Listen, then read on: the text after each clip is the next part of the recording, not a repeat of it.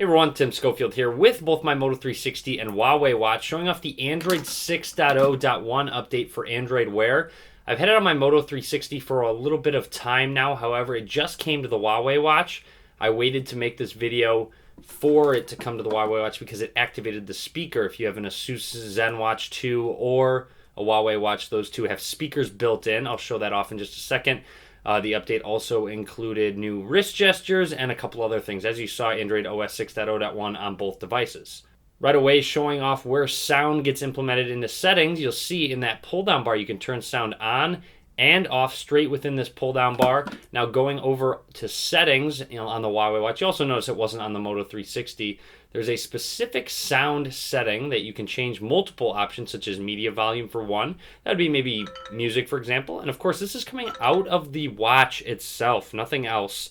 Alarm volume, so if you have an alarm set, the sound will actually come out of the watch as well. And also ring volume, where you can make phone calls, etc. I'll show that off as well. I made a voice recording on my phone, and now I'm going into play music. And you'll see play on phone or play on Wear. So if you want to play music out of your watch, you can.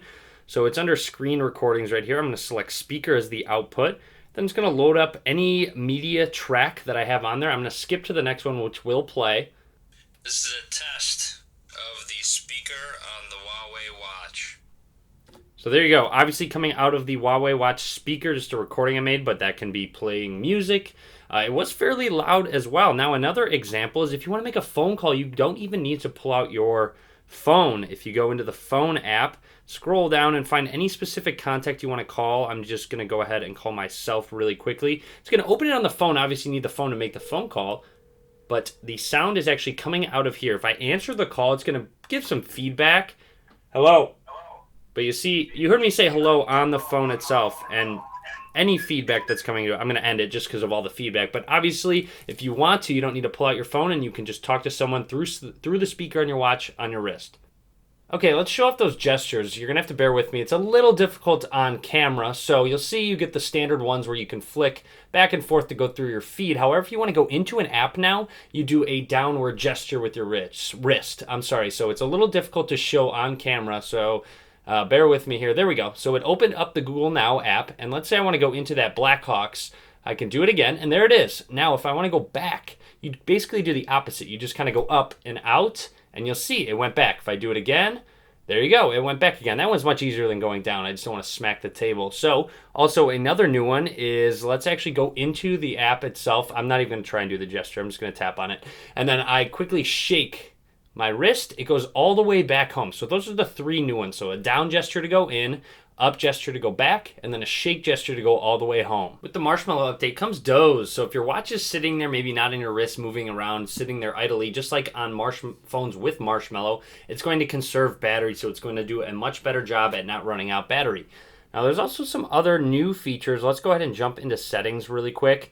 And scrolling down, you're going to see an option for permissions. So that's new with the Marshmallow update with permissions. You can go into a per app basis. So let's say phone.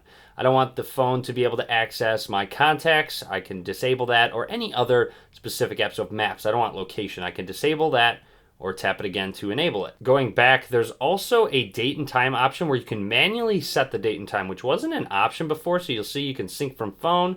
If I want to tap and turn that off and then go back, you can set the date and you can set the time. So those are just a bit of a new update on your Android Wear smartwatch. But overall, the two main ones would be activating the speaker if you have a Huawei watch, ZenWatch 2, for example, or those new wrist gestures such as going down, coming up, or shaking a lot to go all the way back home. So hopefully you enjoyed this video. Hopefully it helped you out.